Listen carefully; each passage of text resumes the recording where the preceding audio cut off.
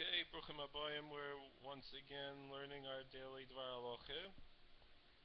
Every Friday, the Chok always brings something Hilchos Shabbos. So, in our Friday sessions, we're in the Rambam Hilchos Shabbos Perek Hey, the Laws of the Sabbath, Chapter 5. And as last week, we're talking about lighting Shabbos candles. So,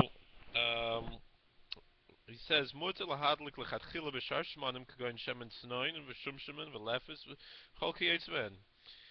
The Rambam says that it's permitted, ipso facto, to light Shabbos candles with any type of oil that's not mentioned. These are mentioned to be permitted in the Mishnah, actually. For example, radish oil, sesame oil, cucumber oil, anything like this, they're all permitted. Ein aser el elu shemanu chachamim bilvad. The only ones that are prohibited are the ones that Chazal mention in the Mishnah. It's the second chapter of Shabbos, which I would say probably the majority of Klal Yisrael says Friday night, because most of Nusach Ashkenaz they say it, most of the Sfardim say it, because the Mechaber brings it down, and by the Chassidim is not generally said. Some do and some don't. And even if they don't, many they'll say it before the meal, or they'll say all the Mishnayos of Shabbos. So I would say most of Orthodox Jewry and even non-Orthodox, and probably by the conservative, they're also saying Bama Matlik on Friday night. I'm not sure, but so we read that Friday night. All right, next, Lo yitain adam kli menukav mali shemen al pi aner, and this is also from the Mishnah. The Rambam brings it. A person should not have a cup or a bowl that has a vessel that has a hole in it, filled with oil, right by the lamp that you have. Why? Because you want it to drip in, to have a drip system, to continually have the oil coming. And also,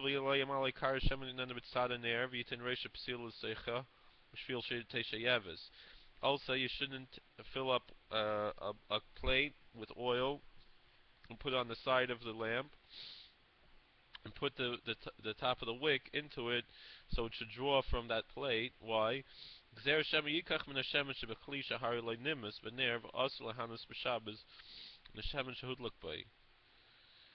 So why? It's a gezerah, it's a decree that the sages made, because they're worried that you might take some of the oil that's in the vessel, because that oil, since it's in a drip vessel or it's in a separate plate, it doesn't get directly, it doesn't get spoiled by the candle. You don't want to use oil that was burnt.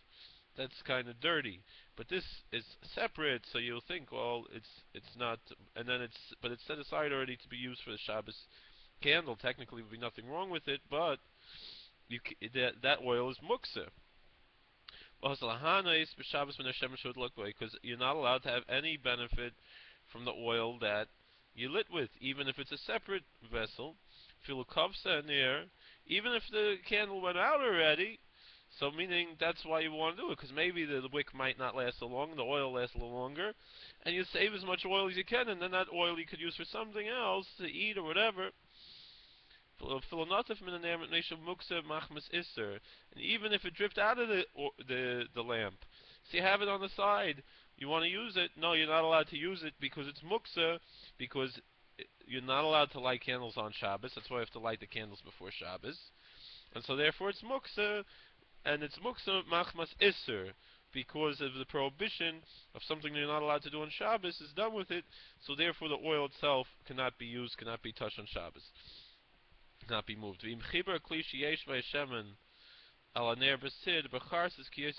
However, if this was made this way specifically, for example, you attached the two vessels as one, the one with the separate oil vessel together with the lamp vessel, and then you soldered it with lye or with something else, some other with concrete or something, or glued it together, kitzbet mutter, then you would be allowed to, because it's really that's just the way you're, meaning you're still not allowed to use the oil.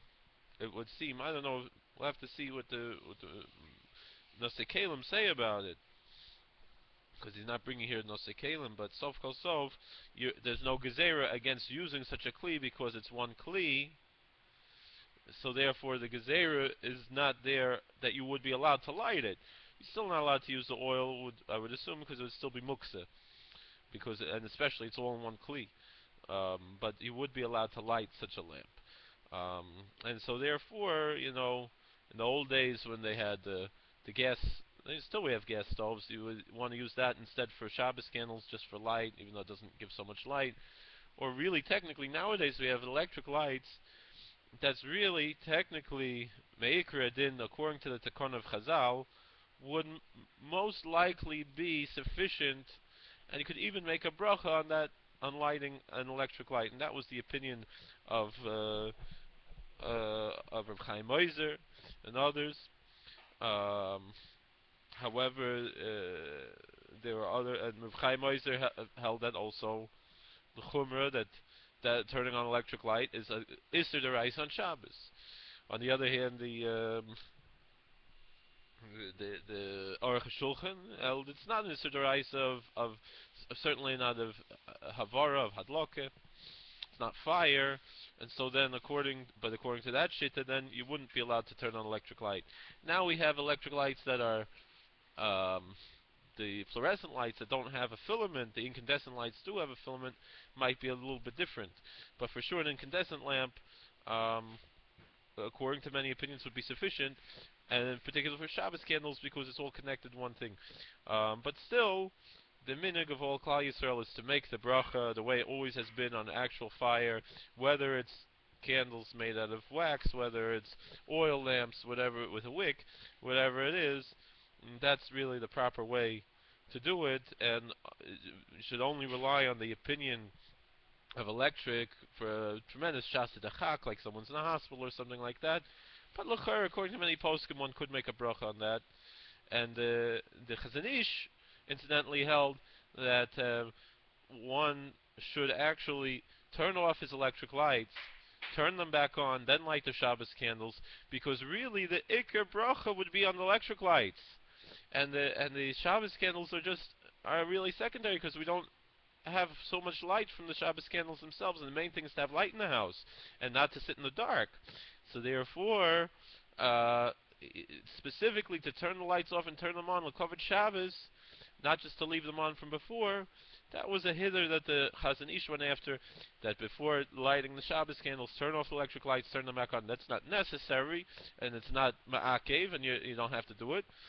But it's just interesting that was the opinion of the Chazon Ish, and his Talmidim follow like that. And Al Pi Halacha, it seems very oisgehalten like that would probably be the best way to do things l'chatchila.